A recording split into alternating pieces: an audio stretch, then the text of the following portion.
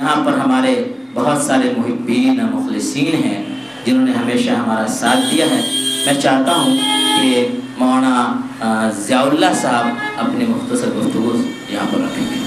بسم اللہ الرحمن الرحیم وبہ نستعین اما بعد۔ جیسا کہ ہم لوگوں کو معلوم ہو چکا ہے کہ یہ تقریب یہ اجتماع ہمارے عزیز طلباء کے مقصد کے موضوع پر رکھا گیا ہے۔ ظاہر ہے حضرت مولانا مفتی آفتاب عالم غازی صاحب نے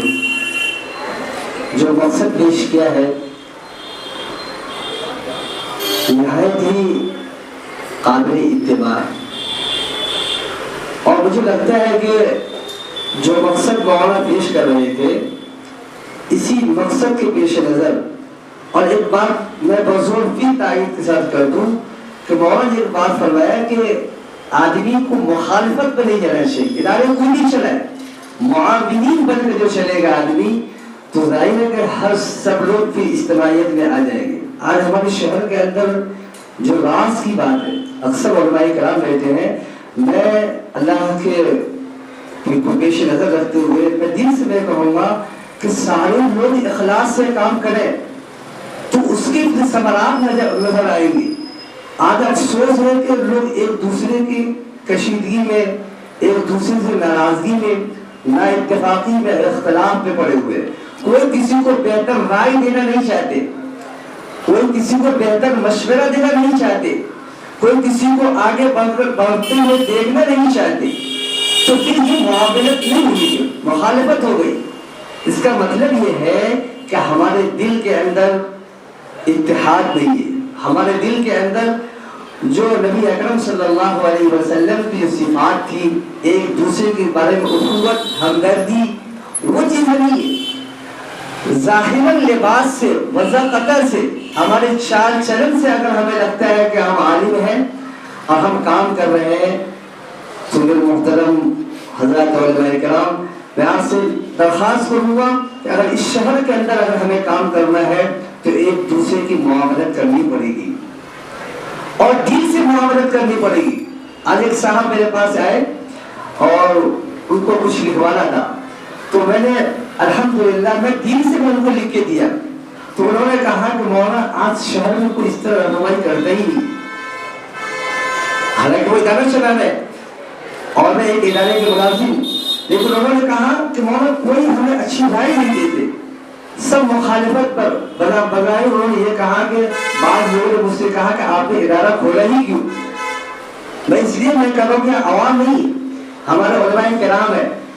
اور بے ادبی ہو جائے تو میں معافی چاہتا ہوں، لیکن وہ صحیح بات مجھے جو سمجھ میں آ رہی میں دیکھ رہا ہوں اس وقت کہ ہمارے علماء کرام کو متحد ہونا پڑے گا،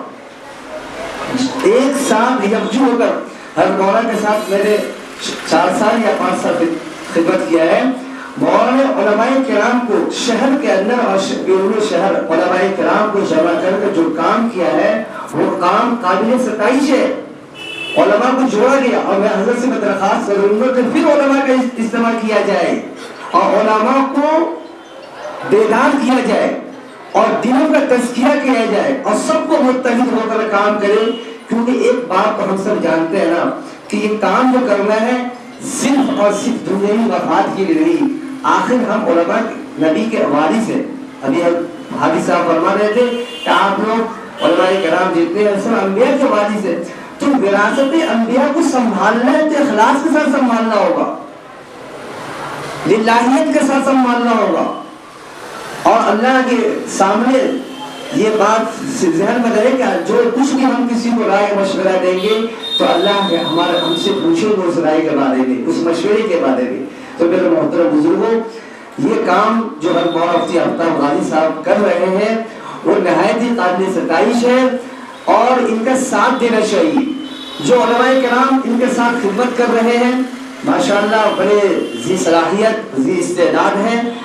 میں امید کرتا ہوں کہ وہ لوگ ان کے ساتھ دیں گے، اور جو لوگ بھی ہیں سائٹ سے وہ لوگ بھی اپنے مشورے سے، اپنی رائے سے، قیمتی نصیحت مشورے سے نوازیں گے تو اس شہر کے اندر جو علماء پیدا ہوں گے۔ افسوس ہے اس شہر کے اندر کہ میرے علم کے مطابق صرف ایک عالم ہے اس شہر کے اندر، آبائی وطن ان کا اگر دیکھا جائے تو صرف ایک عالم مجھے نظر سننے میں آیا ہے، باقی اور بھی ہوں گے. لیکن افسوس ہے کہ اس شہر کے لوگوں کو ایسا لگتا ہے، آپ محلے میں دیکھیے اگر بچہ حافظ بن کے آتا ہے تو ان کو ایسا لگتا ہے کہ میرا بیٹا کون سا تاج حاصل کر کے آ گیا. ظاہر ہے بہت بڑا کام کیا ہے، وہ سمجھتے ہیں اس بات کو، لیکن اس بات کو سمجھنا چاہیے کہ جس بچے نے قرآن پاک کا حفظ کیا ہے وہ قرآن کے معنی کو سمجھے. آج بچے حافظ ہیں، ماں باپ کی بات نہیں مانتے، ماں باپ کے فرما برداری نہیں کرتے. کیوں نہیں کرتے؟ اس کو پتہ ہی نہیں ہے کہ اللہ نے کہا کہ وَقُلْ رَبِّ ارْحَمْهُمَا كَمَا رَبَّيَانِي صَغِيرًا وَاخْفِضْ لَهُمَا جَنَاحَ الذُّلِّ مِنَ الرَّحْمَةِ وَقُلْ رَبِّ ارْحَمْهُمَا كَمَا رَبَّيَانِي صَغِيرًا. اس کو پتہ ہی نہیں، وہ حافظ قرآن بن گیا، باپ الگ خوش ہے، ماں الگ خوش ہے، رشتہ دار الگ خوش ہے، بچہ الگ خوش ہے، میں تو حافظ ہو گیا، بہت بڑا تیر مار دیا. آپ کی حفظ کا میں قدر کرتا ہوں، لیکن قدر اس وقت زیادہ ہوگی جب آپ حافظ کے ساتھ ساتھ عالم بنے. یہ اس پیغام کو لوگوں تک پہنچانا بہت ضروری ہے. آج ہمارے حافظ بچے نماز کی پابندی نہیں کر پاتے، دین سے دور ہو رہے ہیں. حافظ بن گئی کالج اور اسکول اور یونیورسٹی کی طرف چلے جاتے ہیں، جائے اچھی بات ہے، لیکن حافظ کے ساتھ ساتھ کوشش یہ ہونی چاہیے کہ عالم بنائے. کسی بھی حاصل نہیں جان رہے ہیں، عوام کو یہ پتا ہے کہ علماء انبیاء کے وارث ہیں، لیکن انجینئر علماء کے وارث نہیں ہے، ڈاکٹر انبیاء کے وارث نہیں ہے، کلکٹر آفیسر انبیاء کے وارث نہیں ہے، دنیا کا کوئی بھی پوسٹ ہے وہ انبیاء کے وارث نہیں ہے. انبیاء کے وارث ہے تو صرف علماء ہے. تو لہٰذا جب اتنی عقل اللہ نے دی ہے، اتنی سمجھ اللہ نے دی ہے، اتنا شعور اللہ سے نوازا ہے اگر، تو پھر ان بچوں کے ساتھ ناانصافی کیوں کریں گے؟ اتنا تو ضرور ہے. اب تو دیکھیے الحمدللہ جہاں عالمیت کی کورس 8 سال اور 10 سال میں لگایا کرتے تھے، ہم لوگ 10 سال لگائے، اب تو 5 سال پہ آ گیا. اب تو لوگوں کو حافظ بنانی عالم بنا دینا ہی چاہیے. لہذا میں کہوں گا جتنے لوگ بیٹھے ہیں اپنے متعلقین اور اپنے مساجد کے اندر یہ جو بیچ مفتی آفتاب غازی صاحب شروع کرنے جا رہے ہیں، اس بیچ کے اندر بچوں کو لانا اور ان کو ترغیب دلانا اور ان کا ایڈمیشن کروانا اور اس کے اندر بچوں کو ترغیب دلا کر اس میں ایڈمیشن کرانا ہماری ذمہ داری ہے. تو یہ بیچ چلے گا. اور ابھی مقصد انہوں نے بتایا کہ معاشیات کے اوپر کو پیش نظر رکھتے ہوئے ان کو پڑھایا جائے گا، یہ بڑا بھی اہم کام ہوگا. تو میرے محترم بزرگوں، یہ باتیں جو پیش کی گئی میری طرف سے اور مولانا جو مقاصد بیان کیے ہیں ان کو پیش نظر رکھیں گے تو بڑا کام ہوگا. اخیر میں اپیل کروں گا کہ میرے معزز اور نہایت انتہائی گراں قدر علماء کرام اللہ سے دعا کریں کہ ہم لوگ متحد ہو کر اور ایک دوسرے کے ساتھ اخوت اور ہمدردی اور بھائی چارگی کے ساتھ اخلاص کے ساتھ کام کریں گے تو اللہ پاک ہم سب کو اس دنیا میں بھی اور آخرت میں بھی سرخروئی عطا فرمائیں گے.